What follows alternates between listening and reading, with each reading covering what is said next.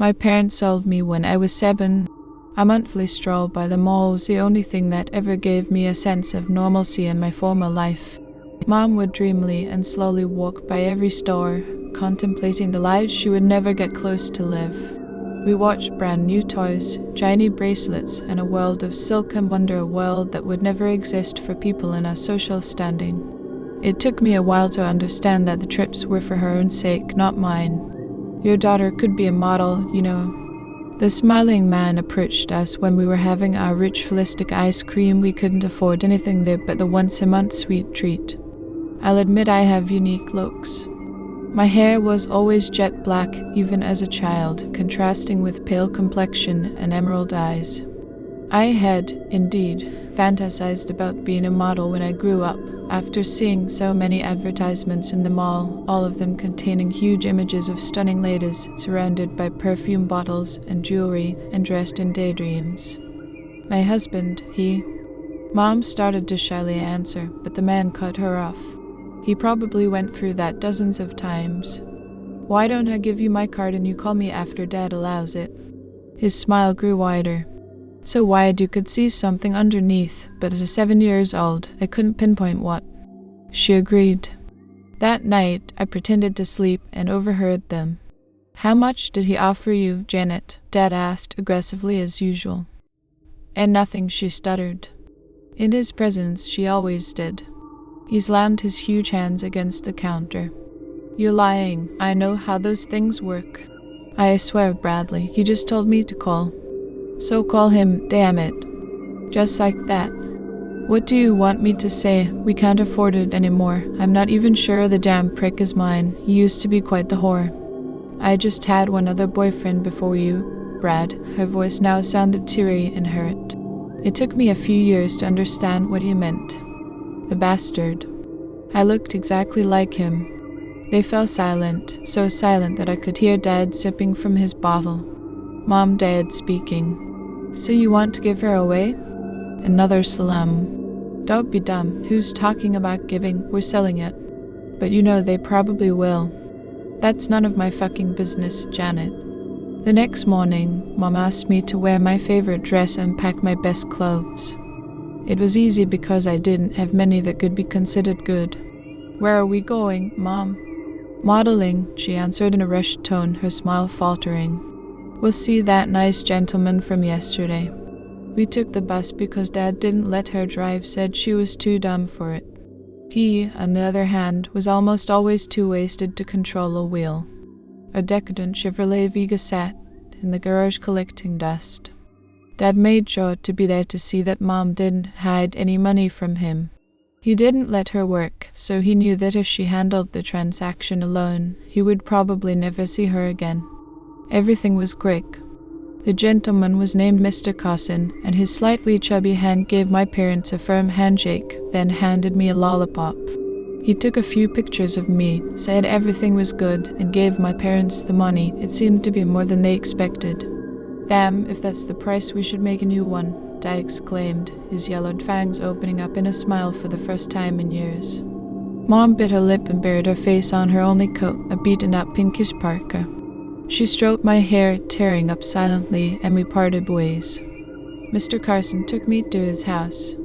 His car was brand new and he let me pick the song. The drive was so different from the ones with my parents. The songs were always filled with screams, Dad cursing at the other drivers, Mom begging him to not pick a fight, him telling her to shut up. If he was in a really bad mood, he would lock me in my room and leave me without dinner because I was breathing too loud or couldn't hold back my tears while they fought. The place was a suburban, generic middle-class house, white picket fence style. It was gorgeous for a humble girl like me. He parked. What will do now, Mr. Carson? I asked, afraid he would hit me for being snoopy. Please, call me Ted. I'm taking you to your room. Soon it will be lunchtime, but I have a task for you first. I looked at him obediently. I left a videotape in your room's TV. Please watch it, and during lunch, act like the girl you'll see. Got it? Sure, Ted. I was overjoyed. My room had a TV. I diligently watched the tape. Then after around 2 hours, Ted took me downstairs to have a light lunch consisting of sandwiches and soda. I did my best to imitate the girl. You've done well, Delilah. This is your name now, got it? I nodded. I don't remember the name I had before. I'll put on another tape for you, but you can use the afternoon to relax too. Take a nap if you want. You'll have a lot of tasks tonight, he said, taking me back upstairs. That night, while I prepared for dinner, I was confident in my skills. Ted left me a brand new change of clothes and told me to dress up nicely. It was a special occasion. On the dining room stood an older woman. She was beautiful and looked remarkably like me. Her eyes sparked up when she saw me, wearing a pretty tutu dress. Delilah, she hugged me tightly then, still not letting go, stared at Ted. How did you do it? They're almost identical. I was lucky. Over dinner, they explained to me why I was there. Ted and Laura had a daughter named Delilah who died at 15. It was a painfully silly death. She insisted to go to a pool party and drowned. Most people around were drunk teenagers too drunk to help. Their world was destroyed. They couldn't accept losing their only child, the light of their life.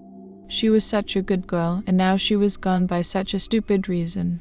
So they decided to look for a new one, a girl that looked like the original Delilah and could mimic her demeanor. They were so good to me. Laura loved me to bits, and Ted spoiled me rotten. I was a true princess, living a make-believe life. I went to a great school. We had amazing family trips together. My toys and clothes were always the best, the trendiest, the coolest. It was easy to become their perfect daughter once I practiced a little. Delilah never had to beg for a cup of water or be trapped inside a dark closet because she was listening to the TV too loud. As long as I learned everything about the original Delilah and could act like I was her, the world was mine. Until I turned 12. Ted and Laura said they needed to talk with me. I was ready to be sent back home to the horrible, hopeless life I had before. You know, Delilah, our other Delilah was perfect, but she had a serious problem, Laura started. She grew up. She grew apart from us. If she never insisted on making her own decisions, on going to that damn party, she would still be here with us. Ted was grinding his teeth. We can't let that happen to you. I admit I thought they would kill me to preserve my youth and innocence. But Ted had other plans. Your father is a very good scientist. He can fix you. I consented, still unsure of what needed to be fixed. But I wanted to be with them, and I want them to be happy. The three of us went to the basement, and Ted wired me to his machines. You'll be young forever, my Delilah. Let's hope it works this time, Laura added uneasily. The last thing I remember before being hit by a bolt of endless pain was understanding that there were other surrogate Delilahs before me. I thought I would never speak again from the pain.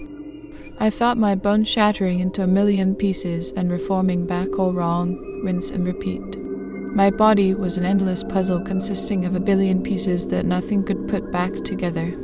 My limbs literally swam in a pool of despair, metallic despair. It was my own blood. I was nothing but a pile of organic matter for days.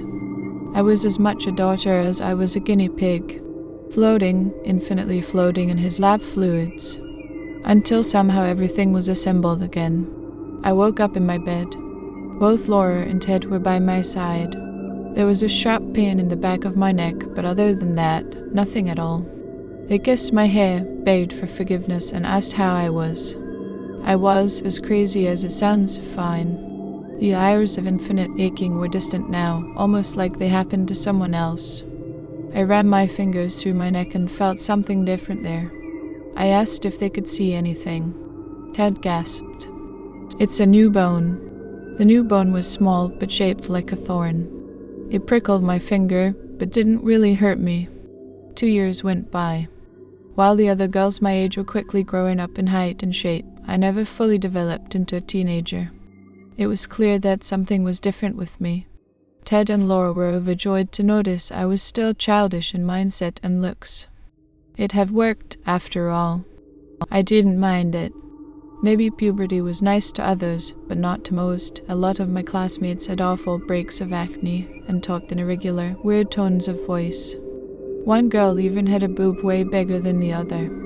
I was happy being a child instead of a train wreck. Others weren't so happy. Why the hell your looks don't change? Are you a fucking witch? It was Sandy, the tallest girl in class. She was a troublemaker, and she had picked me as a target because I was too short and my skin was too clear. I just tried to unleash my arm from her, I swear. I don't like fighting, but I ended up crumbling her ulnar and radius. It happened in an instant and it was so crazy. I merely grabbed her wrist and felt everything inside collapsing. Sandy cried desperately, her arm swelling and looking like rubber, while shards of bones erupted from the skin. It was nauseating seeing what was left of her bloody mass of bones. Nobody understood what happened, and everyone ruled out as impossible that such a small girl could cause this damage to a strong and tall bully.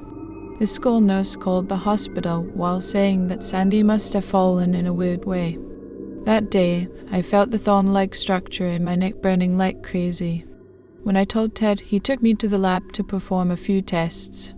It appears that, as a side effect, you became extremely strong, said, after a few hours. But why I didn't crumble anything else before? I asked.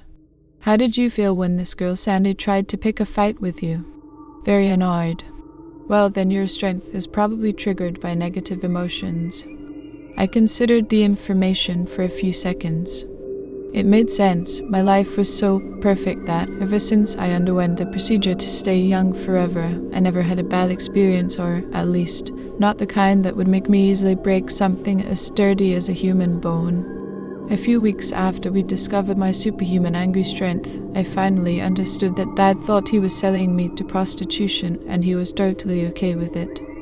After hurting my mother in ways I'll never know and understand, after hitting me and starving me over nothing, he thought that handing a 7-year-old his only daughter to an unknown man was perfectly normal. If she was going to be sexually enslaved, it was none of his business. This thought made me feel very annoyed. I just rang the doorbell of my former URL provided. Who would believe that a teenager too small for her age could turn a grown man's limbs to dust?